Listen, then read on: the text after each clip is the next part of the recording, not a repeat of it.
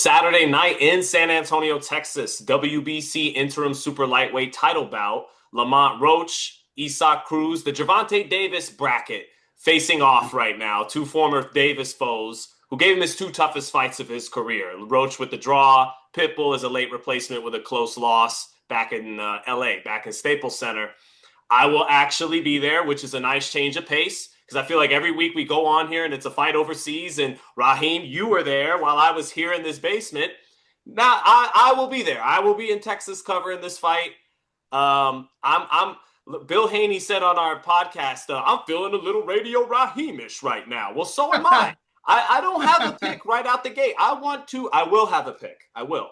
Suspense. But I want to get into San Antonio and get a sense of the two fighters, and I will make a pick on the record. I always will.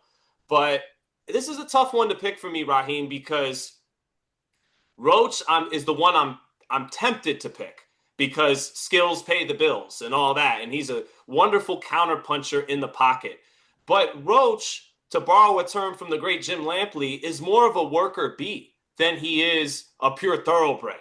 Okay, he's not an incredible athlete, incredible puncher, and all of that. He's a worker bee. He's a very skilled professional, and he's peaking right now. So I want to give him the edge, but Pitbull Cruz, I think the velocity in his punches is underrated. I think people see a short Mexican fighter who comes in a high guard, and they may get the wrong impression that he's slow when he's not. He throws heat, kind of like Andy Ruiz, where it's power and speed coming on those combinations and hooks. Roach is not the mover that Ryo was when he fought Pitbull to beat him, and he's not the mover that Tank had to turn into to get the job done either.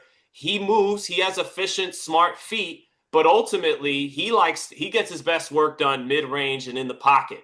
So it might be a precarious position to allow Cruz to get to where he wants to get to kind of often.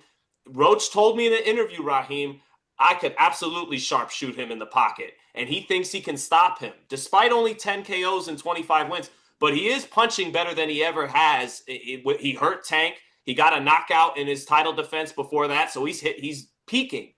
But Cruz has had to spend a lot of fights since Gervonta as the co-main event or the opener. And with Canelo losing in particular, this is a great opportunity for him to really seize the hearts of the Mexican fans who are really behind him anyways. And again, I actually think he's the more explosive fighter. And he may not do a lot defensively, but he tucks that chin, bruh. He tucks that chin, yeah. Comes in. It's a good one. Let's talk the X's and O's, and then we get into the Mexican of it all and the narrative, if you will. Sure. Are you picking Lamont Roach in this fight before the Tank Davis fight? No. Probably not. It's the same dynamic that we saw just a couple of weeks ago. With Norman and Haney? With Brian Norman coming into the Haney fight. It's off the back of what we just saw that make us believe that that can be replicated and applied to the new opponent that is arguably a more difficult challenge, not because Cruz is better than Tank, but because now the fighter that Roach is coming in off the back of what he believes he can duplicate based on what happened with Tank. Well, Cruz is a different animal. Cruz is going to be in that pocket, very comfortable, and is going to be there for the firefight. And can he sharpshoot Cruz? Is he, because of what we saw against Tank, a better fighter than he was before the Tank fighter? Was that just a really good night for him? And to be fair, while we can argue about the knockdown or the knee or what should have been scored or not, he didn't win that fight. He didn't stop Tank. He didn't beat Tank and it was so one-sided that it was a highway robbery. It's arguable. You have to make some adjustments in the way that this fight was refereed based on a knockdown to get him there.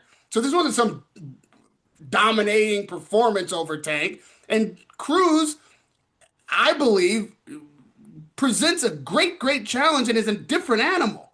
So I'm hoping that Roach goes in there looking at this fight just that way, and is in the mindset that he's got to shock and shake the world up again with Cruz. I think Cruz is a favorite in this fight, and certainly would have been before the Tank fight. And the He's Tank not at the fight, books. Roach is the favorite at the books, about 2-1. right? So again, I think that's off the back of his last performance, which is fair, but maybe misleading. And we may find out on the night that the fight that we saw against Tank was specifically for Tank on that night and not indicative of the Roach we see going forward. That's for Roach to prove now. And that's the danger in this fight. Tank is not Pitbull, and Pitbull is not Tank. And we don't know who Roach will be now that Tank's not the opponent. It's really a shame that we didn't get the Tank Roach rematch. Really would have loved that fight. Should have happened already. If it ever does happen, it won't be what it would have been. And that is a damn shame, because I would like to see if he could, in fact, duplicate or elevate that performance and get a clean win over Tank, or if it was just his night at the time and he didn't quite get there the first time, and Tank revisits and shows his dominance and shows that he was just off on the night, or something was wrong with his hair, or his grease was in his eye, and all that stuff was really just a bad night for him. We'll never now know, even if they do face each other down the line. So the danger for me is that Roach takes too much from the Tank fight and thinks it's readily applicable in the Pitbull Cruz fight, or that Pitbull Cruz doesn't fight to his own level, maybe is legitimately an underdog, because if I'm honest, I don't know what to expect from him. I don't know. And that's the question mark for me. I don't know what to expect from Cruz in a matchup like this. If this fight isn't in the pocket, then what does the fight look like? Because that's where Pitbull wants the fight, and that's where he has a success.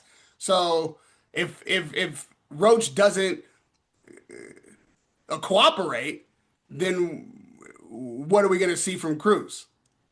Well, I think I do think the Tank rematch could still be big if Roach shows up and shows out, and Gervonta, this tape that people are talking about, if it doesn't ruin him, and everything, and then they could be rematching in 2026 potentially, and it could be a very big fight. So I'm not saying that ship is fully sailed. This is a great opportunity for both fighters. Pitbull gets to be the headliner. Roach is behind enemy lines. It's going to be all Mexican fans in San Antonio. So if Cruz can deliver them what they want, he could cut the lion's head off in the Roman Coliseum. They'll be roaring for him, and he will, especially with Canelo losing momentum, they'll be happier than ever that he pulls through in a 50-50 type fight. So huge opportunity for Pitbull.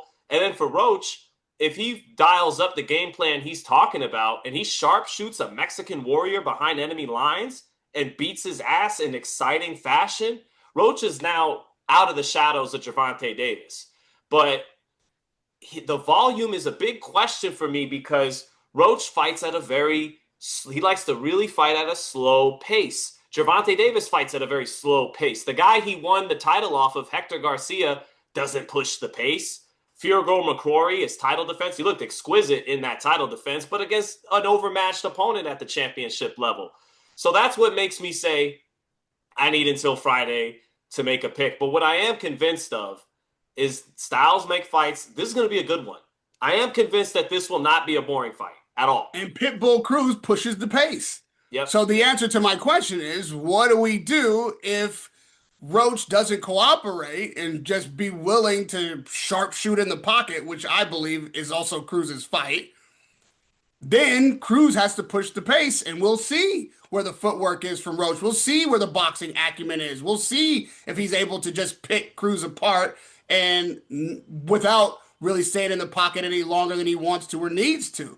Yes, that is the question. I don't think a win over Cruz, even if he dominates Cruz, gets him out of the shadow of Tank. He'll never be out of the shadow of Tank until and unless he rematches Tank and beats him convincingly, without an asterisk, without us having to give him a point that the referee didn't, without a draw. He'll have to actually beat Tank. And I don't believe, while it might still be a big fight, I'm not suggesting any fight Tank's in, to be fair, whether you love it or hate the fact, it's a big fight. He's proven that. He's that kind of star where the opponent doesn't necessarily have to match his marquee value for it to be a big fight. But that rematch is going to be big. And the longer it takes to happen, the more doubt people will have that Tank is going to be fighting at his optimum potential and as sharp as he can be. So it'll make the fight even more interesting and more likely that he gets beat, which will make the fight bigger. But it won't be what it was if it was an immediate rematch while Tank was still in that space, while Roach was still in that space. That fight we'll never see because that time has passed. Whatever the rematch would be down the line in 26 or God forbid 27 or something, that's a whole different dynamic. But I don't think Roach escapes that shadow without it. Yeah, I think early in this fight, he'll have to weather the storm a little bit. Pitbull comes out the gates hot. And I think that's where you will have to see the movement and see him box early. But I think if Pitbull slows down a little bit, and because Pitbull comes out the gates hot and then he settles in a little bit.